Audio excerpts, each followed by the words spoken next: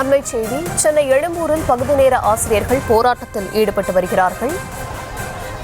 சென்னை எழும்பூரில் பகுதி நேர ஆசிரியர்கள் போராட்டத்தில் ஈடுபட்டு வருகிறார்கள். சாலையில் அமர்ந்து அவர்கள் போராட்டத்தில் ஈடுபட்டு வரக்கூடிய காட்சிகளை பார்த்து வருகிறோம்.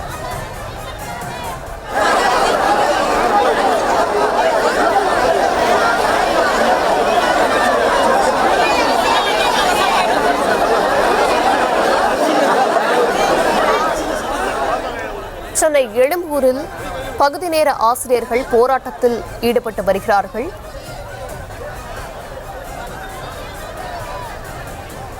பகுதி நேர ஆசிரியர்கள் சென்னை எழும்பூரில் போராட்டத்தில் ஈடுபட்டு வருகிறார்கள். சாலையில் அமர்ந்து அவர்கள் போராட்டத்தில் ஈடுபட்டு வரக்கூடிய காட்சிகளை பார்த்து வருகிறோம்.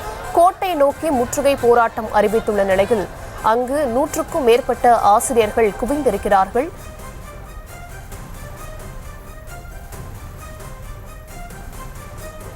பல்வேறு கோரிக்கைகளை வலியுறுத்தி கோட்டை நோக்கி முற்றுகை போராட்டம் அறிவித்துள்ள நிலையில் படிப்படியாக எங்களுக்கு கடந்த ஆட்சியில் 10,000 ரூபாய் ஊதிய உயர்வு கொடுத்தார்கள். அப்போதும் நாங்கள் பல்வேறு கட்ட போராட்டங்களை தொடர்ந்து செய்து கொண்டிருந்தோம்.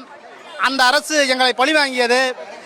அந்த அரசின் அடுத்து திராவிட முன்னேற்ற கழக ஆட்சி அமைந்தால் பகுதி நேர ஆசிரியர்கள் பணிநிரந்தரம் செய்யப்படுவார்கள் என்ற நம்பிக்கையோடு தான் நாங்கள் காத்திருந்தோம். அவர்களுக்காக எங்களுடைய பகுதி நேர ஆசிரியர்கள் மிகவும் சிரமத்தில் இருக்கிறார்கள். பகுதி நேர ஆசிரியர்கள் என்பது ஏழை எளிய ரொம்ப கொடுமையாக வாழ்ந்து கொண்டிருக்கின்ற ஏழை மக்கள் படிக்கின்ற பள்ளியிலே பணியாற்றக்கூடிய அரசு ஆசிரியர்கள். இந்த 2 வகையான சிரமங்கள் உள்ளது. பகுதி நேர ஆசிரியர்கள் குறைந்த ஊதியத்திலே மிகவும் வறுமையில் வாடுவது ஒன்று. இன்னொன்று, அரசு பள்ளியில் இருக்க மாணவர்களுக்கு திராவிட மாடல் ஆட்சி அரை நேர ஆசிரியர் என்பது மாணவர்களுக்கு கல்வியில் இழைக்கப்படுவது அநீதி என்பதை நாங்கள் சுட்டிக்காட்டுகிறோம்.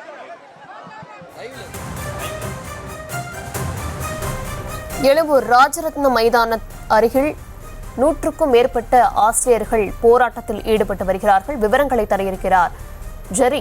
வணக்கம் ஜெரி, விவரங்களை வழங்கலாம். வணக்கம். எழும்பூர் ராஜரத்ன மைதானத்து அருகே பகுதி நேர ஆசிரியர்கள் பல்வேறு கோரிக்கைகளை முன்வைத்து இங்க ஆர்ப்பாட்டத்தில் ஈடுபட்டு வருகின்றனர். இன்று சட்டசபை நடந்து கொண்டிருக்கக்கூடிய சூழலில் சட்டசபையை முற்றுகையிடும் போராட்டத்தில் ஈடுபட முயற்சித்த ஏறத்தாழ 100க்கும் மேற்பட்ட ஆசிரியர்கள் தற்போது கைது நடவடிக்கையில் ஈடுபட்டு வருகிறார்கள்.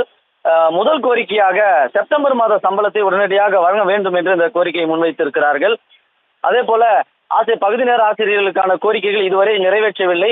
ஆளுங்கட்சி கொடுத்த இந்த தேர்தல் வாக்குறுதிகளை நிறைவேற்றும்படி இந்த ஆசிரியர்கள் இந்த போராட்டத்தில் ஈடுபட்டு வருகின்றனர். காலை முதலே, அதாவது 10 மணிக்கு திட்டமிட்டிருந்த இந்த ஆர்ப்பாட்டம் காலை 7 மணியிலிருந்து இந்த ஆசிரியர்கள் குவிந்திருக்கிறார்கள். ஏறத்தாழ எழும்பூர் ரயில் நிலையத்திலிருந்து ராஜரத்ன மைதானம் வரை இந்த ஆயிரக்கணக்கான ஆசிரியர்கள் இங்கே குவிந்திருக்கிறார்கள். ஆர்ப்பாட்ட காலத்திற்கு இன்னும் வராமல் இன்னும் ஆங்காங்கே வந்த வண்ணமே இருக்கிறார்கள். இந்த ராஜரத்ன மைதானத்தை சுற்றி இந்த ஆசிரியர்கள் இங்க சூழ்ந்திருப்பதால கடும் போக்குவரத்து நெரிசலும் ஏற்பட்டிருப்பதாக இந்த பகுதியை இங்க மாற்றுப்பாதையாக இங்க அமைத்திருக்கிறார்கள். ஆசிரியர்கள் தற்பொழுது வலுக்கட்டாயமாக பேருந்தில் ஏற்றி கைது நடவடிக்கையில் ஈடுபட்டு வருகிறார்கள்.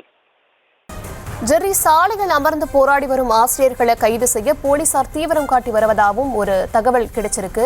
தற்போது அங்கு நிலைமை எப்படி இருக்கு? போக்குவரத்து பாதிக்கப்பட்டிருக்கா? ஆசிரியர்கள் பணி நிரந்தரம் செய்த கோரிக்கையும் 181 நிறைவேற்ற கோரிக்கையும் இந்த ஆர்ப்பாட்டத்தில் ஈடுபட்டு வருகிறார்கள். இந்த கோரிக்கைகளை நிறைவேற்றுவதற்காக எங்களுடைய குறைஞ்சபட்சம் எங்களுடைய எதிர்ப்பை கூட எங்களுக்கு தெரிவிப்பதற்காக அனுமதி கொடுக்கவில்லை. எனவே எங்களை கைது செய்ய நாங்கள் அனுமதிக்க விட மாட்டோம். எங்களுடைய கோரிக்கைகளை முன்வைத்து அரசு கவனத்திற்கு கொண்டு செல்லவே நாங்கள் இந்த ஆர்ப்பாட்டத்தில் ஈடுபட்டு வருகிறோம் என கோரியும் அவர்கள் கைது நடவடிக்கையில் ஈடுபட்டதால சாலையில் அமர்ந்தபடியே தங்களுடைய கோரிக்கைகளை முன்வைத்து அரசுக்கு எதிரான முழக்கங்களையும் முன்வைத்து வருகிறார்கள்.